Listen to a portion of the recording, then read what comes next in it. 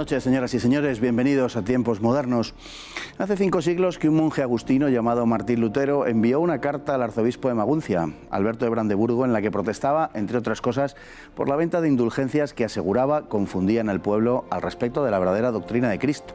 Desde entonces la cristiandad se rompió y hasta el día de hoy así permanece. El joven alemán Martín Lutero había decidido ingresar como religioso en 1505, aterrorizado por una tormenta que le llevó a prometer a Santa Ana que, de salir con vida del trance, se haría monje. En 1517, tras estudiar teología y hacerse un verdadero experto en la Biblia, en griego y hebreo, el ya monje agustino elaboró las 95 tesis en las que comenzaba por atacar las indulgencias, esto es, la remisión de la penitencia a cambio de una cierta cantidad de dinero que servía para financiar la construcción de San Pedro en Roma. Lutero no cuestionaba en principio el derecho del Papa para otorgar esas indulgencias, pero partiendo de una denuncia que acaso no estaba escasa de razones, comenzó a elaborar una teología propia que se apartaba de la doctrina católica. Al calor del debate, Lutero pasó a negar la autoridad del Papa y pidió que el asunto se viera en un concilio. El agustino iba tomando posturas cada vez más heréticas hasta el punto de que, en un célebre debate con Johann Eck, hubo de admitir su similitud con el hereje Jan Hus. Aunque el Papa León X trató de reconducir la situación por las buenas, el empecinamiento del monje alemán lo hizo imposible. Comenzó a enseñar que la salvación se debía exclusivamente a la gracia de Dios. Cuestionó el dogma de la transubstanciación como sacrificio ofrecido a Dios, la naturaleza del bautismo y negó 5 de los 7 sacramentos, manteniendo exclusivamente el bautismo y la Eucaristía. Lutero, que tradujo la Biblia al alemán, propició la eliminación del texto sagrado de los elementos más hebreos. De hecho, calificó a los judíos como una plaga, una pestilencia, una calamidad, asegurando que el pueblo judío estaba poseído por el demonio. Pidió también la destrucción de las sinagogas y la expropiación de todos sus bienes, al tiempo que considera que ambas comunidades, la cristiana y la hebrea, habían de vivir separadas y, finalmente, que los judíos tenían que ser expulsados de Alemania. Con motivo de la Guerra de los Campesinos, que tuvo lugar en 1525, enfatizó la sumisión del poder social y religioso al poder político, posicionándose a favor de la autoridad. Para la nobleza alemana, parte del atractivo del luteranismo residía en su propuesta de expropiar a la Iglesia, cuyos templos y señoríos pasarían a formar parte de su patrimonio, con lo que la identificación de las iglesias protestantes con el poder era completa. Lutero despreciaba la libertad humana hasta el punto de negarla, al afirmar que es falso pretender que la voluntad es libre de elegir entre el bien y el mal. La voluntad no es libre, es esclava, lo cual estaba a un paso de la predestinación, paso que más tarde daría otro importante reformador, Calvino. Para Lutero la razón era la puta del diablo. Característico de sus enseñanzas son las ideas de que solo salva la fe, por lo que las obras carecen de verdadera importancia, así como la libre interpretación de los textos sagrados. Esta última implicaba la negación de la tradición cristiana y la afirmación del sacerdocio universal. La revelación carecía de valor objetivo, lo que puede considerarse como el inicio de la modernidad y del relativismo. Don Carlos Esteban, muy buenas noches. Buenas noches. No le presentaré a usted, conocido de todo el mundo, creo. Bueno, curioso que la vocación religiosa de Lutero naciera a partir de un momento de temor por una tormenta y una promesa a Santa Ana, a una santa en definitiva, que fue un culto que luego proscribió, que luego él impidió, es decir, que se hizo monje por una promesa a un santo, en este caso una santa. Dios escribe torcido con renglones rectos. Sí, la verdad es que toda la historia de Lutero está llena de contradicciones. Es decir, estamos ante una persona que no tuvo, no estamos como ante, por ejemplo, Calvino, que digamos que fue coherente desde el momento en que se desarrolló un poco su doctrina, su herejía, dicho más concretamente. Fue coherente con ella, en cambio en el caso de Lutero estuvo constantemente cambiando de opinión, incluso de opiniones sobre cosas muy graves, ¿no? Sobre esto, ¿qué tenemos que creer? Pues ahora esto y luego lo contrario y me desdigo, pero no digo que me desdicho. Es decir, que este fuera el fundador del protestantismo, es decir, lo que todas las iglesias que van a surgir de ahí y que hubiera acabado con la maravillosa unidad cristiana medieval es sorprendente. Es sorprendente. Bueno, una de las derivadas de toda esta formulación es la posición de la Iglesia ante las riquezas, que tiene mucho que ver, obviamente, con el protestantismo, porque una de las razones fundamentales del seguimiento de Lutero será precisamente la posibilidad de apropiarse de las riquezas de la Iglesia. Pero la Iglesia había condenado la acumulación de riquezas como un pecado y, además, existía la tradición de que, en definitiva, el trabajo es una maldición bíblica, ¿no? Ganarás el pan con el sudor de tu frente. Lo es, ¿verdad? Bien, pues el protestantismo, en cambio, rescata un sentido diferente del trabajo. Sí, bueno, eso el protestantismo como cuna del capitalismo, como cuna de esa, digamos que, ethos que está muy basado en el trabajo y con su recompensa, que por otra parte también lo vemos en la Biblia, en el Antiguo Testamento, ¿no? Te irá bien, que dice un salmo, ¿no? Que hablando sigue tal y te irá bien, en un sentido físico, que práctico, verás, funcional. exacto, práctico y tal. Eso es una cosa de las que recupera Lutero, que por otra parte, siendo un antisemita feroz, sin embargo, también supuso un regreso a cierto semitismo, es decir, a cierta recuperación del Antiguo Testamento. Esto es una de las muchísimas contradicciones o paradojas que veíamos antes. La verdad es que Lutero es padre de tantas cosas de la modernidad que yo diría que es el hombre que lo estropeó todo. Podríamos, si yo tuviera que hacer una biografía de Lutero, lo titularía El hombre que lo estropeó todo. Sí. Bueno, con el libre examen, claro, se vuelve superficial la propia Iglesia, se vuelve superficial el clero y, por supuesto, el dogma, la tradición, el magisterio, todo eso deja de tener sentido. No, pero mira, por ejemplo, ahí dice, la voluntad es esclava, no hay voluntad. No hay voluntad, no hay libertad. La razón es la puta del demonio. Sí. ¿Y qué queda? No queda absolutamente nada. Es decir, has caído en el perfecto nihilismo. Eso lo vas desarrollando y llegas a nuestra época.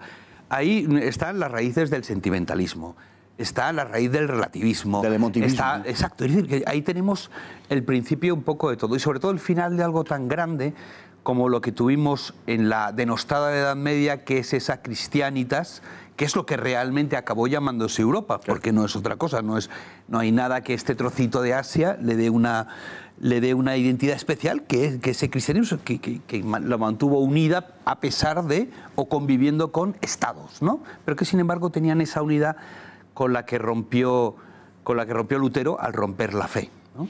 La libre interpretación de las Escrituras es un clarísimo prólogo al relativismo. Efectivamente, ahí estaría el relativismo, algo más que en embrión, está ya formulado. Tú puedes entender lo que quieras de los textos sagrados, es decir, lo sustancial es lo subjetivo, no lo objetivo. No hay objetivo. Tú eres el Papa, tú eres el Papa de tu propia tal. Y lo que pasa es que, claro, él, en cierto sentido, se podría decir que él no pensaba que, digamos que dio nacimiento al relativismo, pero no creía en él.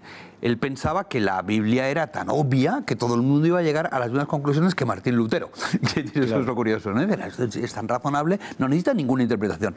Inmediatamente surgieron 700 en vida del propio Lutero, ¿no? Bueno, él afirmaba, claro, que no había que creer más que lo que estaba en la Biblia. El problema es que en ninguna parte de la Biblia pone eso. No solo eso, sino que la Biblia no es un libro que haya bajado del cielo, cogido un ángel y tal, sino que son los libros que nos ha traído la Iglesia Católica.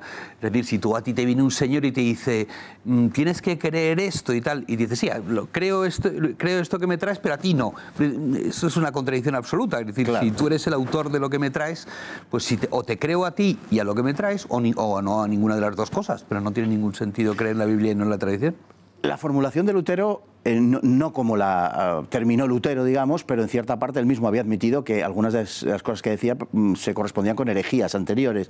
Lo que pasa es que a Lutero le coge ya con la imprenta, y esto fue muy importante. No solo con sí, efectivamente con la imprenta, pero no solo con la imprenta. La imprenta es importantísimo, naturalmente. Nosotros tenemos, por ejemplo, un caso que es un gran precursor es Wycliffe, más incluso que Hus. ¿Por qué? Porque Wycliffe no llega a ser Lutero porque las cosas no están todavía, digamos, no han llegado al punto de fermentación, pero sí se parece en el sentido de que Wycliffe dice cosas parecidas a Lutero, también muy donatistas, de meterse con los malos curas, y entonces si eres malo, si eres un cura malo, pues entonces no vale el sacramento y tal. Pero si Wycliffe no es castigado, o no es castigado a tiempo, es porque tiene la protección de Juan de Gante. Es decir, ya empiezan los poderosos a darse cuenta de que tener a un hereje que te puede preparar una iglesia es una buena arma contra el papado. Porque el papado, aparte de ser religioso, aparte de ser espiritual, es una potencia, es un poder real, es un poder político. Entonces, claro, en el momento en que este tipo les dice a los príncipes: vais a poder quedaros con todas las enormes riquezas de la iglesia, vais a poder tener todo el poder religioso que hay detrás de la iglesia, y ya vosotros sois el Papa y decidís en vuestros territorios. En ese momento, claro, la tentación es enorme. Lo que no se dan cuenta estos tipos es que si tú le preguntas al Papa: oye, ¿tú por qué tenemos que creer a ti? ¿Y por qué tenemos que tal? La segunda pregunta que hace el pueblo es al monarca diciendo: ¿y por qué tenemos que obedecerte a ti? Que es lo que pasó unos siglos más tarde. Claro, porque había una identidad entre una cosa y la otra. El trono y el altar eran... Es decir, cuando Enrique VIII dice: no, es injusto, no tenemos por qué obedecer a ese de Roma y tal, no sé qué, claro, el siguiente paso es: claro, ¿y a ti por qué te tenemos que obedecer? Y eso es la revolución, primero la revolución inglesa, luego la revolución francesa. Ya hemos llegado a lo que hemos llegado. De hecho, Lutero, en definitiva, lo que hace es subordinar el poder religioso al poder secular, y eso ha dejado una impronta enorme en esas sociedades europeas, que son cosas palpables hasta el día de hoy. Sí, no solo son cosas palpables, sino que lo que ha creado es una disociación, disolución absoluta. Recordemos, es curioso cómo se escribe la historia, cómo es... porque tenemos una idea como más simpática de Lutero, de la reforma, incluso la palabra reforma, que los católicos parecen como los oscurantistas. Lutero no solo fue el responsable, no fue el responsable, ahí no quiero exagerar, pero sí que alimentó mucho y justificó mucho las matanzas de campesinos, sino que siglos más tarde, no muchos, no, un siglo más tarde, sería responsable de una guerra que acabaría con un tercio de la población alemana, la guerra de los 30 años. Es decir, y que llegó a la cosa tan absurda de aquí a allá solo la gracia, de aquí a allá también las obras, es decir, como si la verdad pudiese ir según tú vas viajando, pues ahora es verdad una cosa y otra de verdades eternas. ¿Eso qué provocó? Que como tú no podías creerte semejante tontería, no podías creerte porque por estar en tal pueblecito de Baviera la verdad es esta, y un poquito más allá la verdad ya no es esta. Eso es lo que da nacimiento a los primeros escépticos ingleses, a Hume y tal, los demás, que dicen: esto es imposible. Luego, si no todas pueden ser ciertas, ninguna lo es. Claro, sus formulaciones dan lugar, o mejor dicho, están ligadas a su propia biografía. El hecho de que él niegue la validez de las obras que le lleva a anular la Carta de Santiago, por ejemplo, a no darla por escrita, poco más o menos, ¿no? Se debe a su peripecia personal. Es que él se siente esclavo del pecado, fundamentalmente de un tipo de pecado, que es el que a él le acometía, y él elabora su doctrina a partir de ahí. Dice: si yo no me puedo salvar, por las obras yo no me salvaría, es que nadie se salva. Es la proyección, la universalización de los problemas privados. Eso es. Y en eso también es un gran precursor. Porque si te das cuenta, hay gente que ha influido muchísimo en cómo vivimos y cómo pensamos. Por ejemplo, Marx.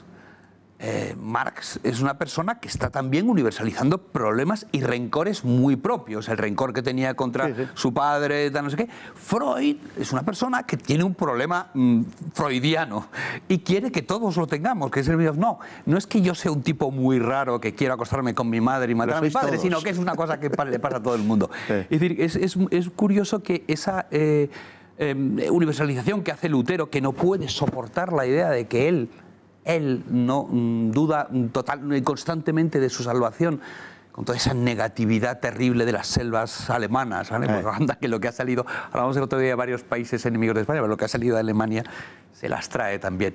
Y entonces lo que hace es eso, es decir, yo no puedo dejar de pensar en señoras, con lo cual esto es imposible. Y si es imposible para mí, tiene que serlo para todo el mundo.